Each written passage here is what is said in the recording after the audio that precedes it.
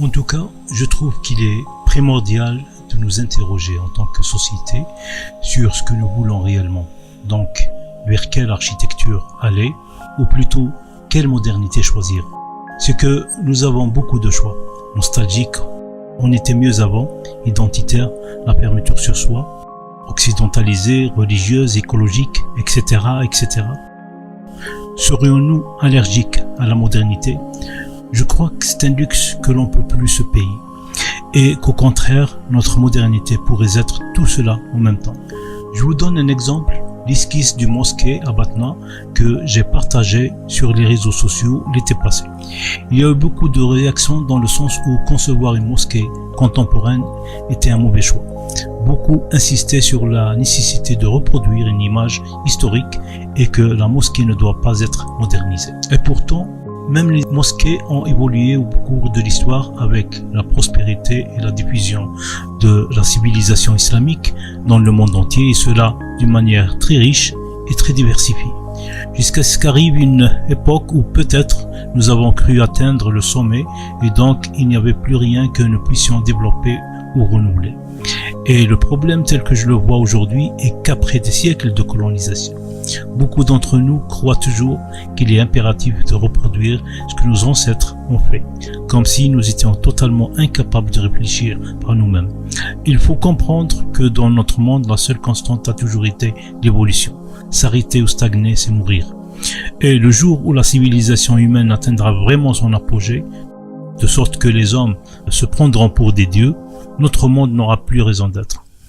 حتى إذا أخذت الأرض زخرفها وزينت وظن أهلها أنهم قادرون عليها أتاها أمرنا ليلا أو نهارا فجعلناها حصيدا.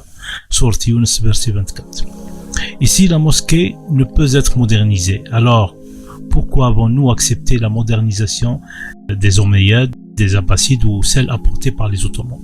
Pourquoi n'avons-nous pas pris les premières mosquées comme exemple? Je veux dire comme la mosquée du Saint-Prophète sallallahu alayhi wa sallam dans la Médine, qui était un ensemble de pièces organisées autour d'une cour sans aucun minaret ni aucun dôme.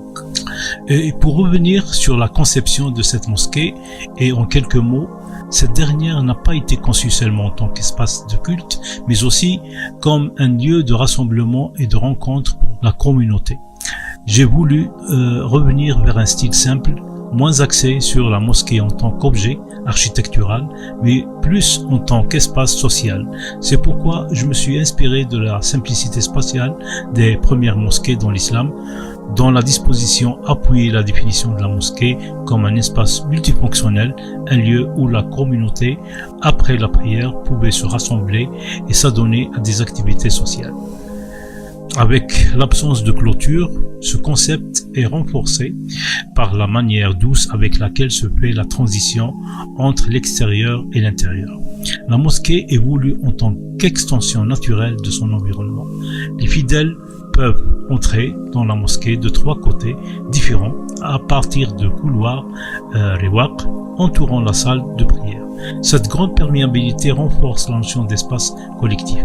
Organiser l'accès de la salle de prière à travers la cour, as-sahn, est un choix permettant une transition progressive amenant les fidèles de l'environnement de rue animée à l'espace serein de la prière, en passant par une série d'arcs en plein cintre, les invitant et les accueillant. Aussi, la cour et la terrasse de la salle de prière peuvent fonctionner comme espace de prière, donc permettant de doubler la capacité de la mosquée, surtout les vendredis ou pendant le mois du Ramadan. Dans un coin de la cour se trouve le minaret, le mi'dana, de 5 niveaux de forme carrée, avec des proportions au sol relativement importantes, lui conférant un aspect à la fois massif et majestueux, faisant écho aux anciens minarets des mosquées au Maghreb. La lumière est un concept majeur dans la composition des espaces intérieurs. C'est un élément qui renforce l'aspect spirituel dans la conception.